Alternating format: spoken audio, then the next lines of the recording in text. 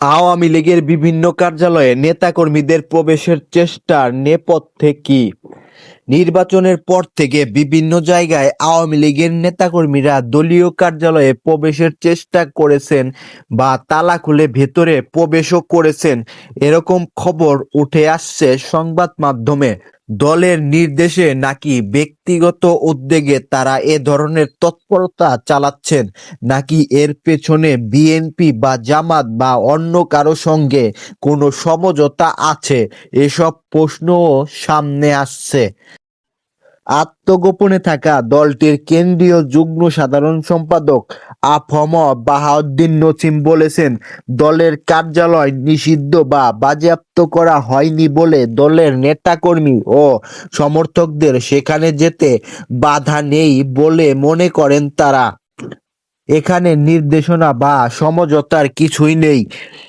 কর্মী সমর্থকরা দলীয় কার্যালয়ে যাবে, এটাই স্বাভাবিক। ইউনূসের অবৈধ সরকারের বিদায়ের পর দেশের পরিস্থিতি স্বাভাবিক হবে এবং স্বাভাবিক রাজনৈতিক কর্মকাণ্ড সবার জন্য উন্মুক্ত হবে, এটা আশা করে তৃণমূলের কর্মী সমর্থকেরা দলীয় কার্যালয়ে যাচ্ছে বা যেতে চাইছে, বিবিসি বাংলাকে বলেছিলেন তিনি। প্রসঙ্গত, অধ্যাপক মোহাম্মদ ইউনূসের নেতৃত্বাধীন অন্তর্বর্তী সরকার ২০২৫ সালের মে মাসে আওয়ামী লীগ এবং এর অঙ্গ সহযোগী ও ভ্রাতৃপ্রতিম সব সংগঠনের কর্মকাণ্ড নিষিদ্ধ ঘোষণা করা হয়েছিল। ১২ মার্চ জাতীয় সংসদের প্রথম অধিবেশন বসবে। সালাউদ্দিন আহমদ। ১২ মার্চ জাতীয় সংসদের প্রথম অধিবেশন অনুষ্ঠিত হবে। সেই অধিবেশনে স্পিকার, ডেপুটি স্পিকার নির্বাচিত হবে এবং রাষ্ট্রপতি ভাষণ হবে বলে জানিয়েছেন স্বরাষ্ট্রমন্ত্রী সালাউদ্দিন আহমদ। রোববার সচিবালয়ে এসব কথা বলেন তিনি। মিস্টার আহমদ জানান, ১২ মার্চ সংসদ অধিবেশন বসবে বলে নির্ধারিত হয়েছে। সেই অধিবেশনে স্পিকার, ডেপুটি স্পিকার নির্বাচিত হবে এবং ইন্টেরিম গভর্নমেন্টের আমলে যে সমস্ত অধ্যাদেশ প্রণয়ন হয়েছে সেগুলো উপস্থাপন করা হবে।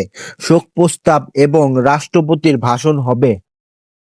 ১৪ এপ্রিলের আগে বগুড়া ৬ ও শেরপুর ৩ আসনের নির্বাচন অনুষ্ঠিত হবে। বগুড়া ৬ ও শেরপুর ৩ আসনের নির্বাচন ১৪ এপ্রিলের আগেই অনুষ্ঠিত হবে বলে জানিয়েছেন নির্বাচন কমিশনার আব্দুর রহমানের মাসউদ। রোববার নির্বাচন কমিশনে এসব কথা জানান তিনি। বিএনপির চেয়ারম্যান বগুড়া ৬ আসনটি ছেড়ে দেওয়ায় সেখানে উপনির্বাচন অনুষ্ঠিত হবে। আর ভোটের আগে শেরপুর ৩ আসনের একজন প্রার্থী মারা যাওয়ায় সেই আসনের ভোট বাতিল করে ইসি। সেখানেও নির্বাচন অনুষ্ঠিত হবে। একই সাথে সংরক্ষিত নারী আসনের তফসিল প্রসঙ্গে নির্বাচন কমিশনার মিস্টার মাসুদ জানান, এ নির্বাচনের প্রক্রিয়া ইতিমধ্যে কার্যকরভাবে শুরু হয়েছে। সংসদে প্রতিনিধিত্বকারী দলগুলো যেসব প্রার্থী মনোনীত করবে মূলত তারাই নির্বাচিত হবেন। দলগুলোর প্রাথমিক কার্যক্রমও শুরু হয়েছে। বিধি অনুযায়ী শপথ গ্রহণের ৯০ দিনের মধ্যে এই নির্বাচন শেষ করতে হবে এবং কমিশন নির্ধারিত সময়সীমার মধ্যে তা সম্পন্ন করবে। শিগগিরই তফসিল হবে বলেন তিনি।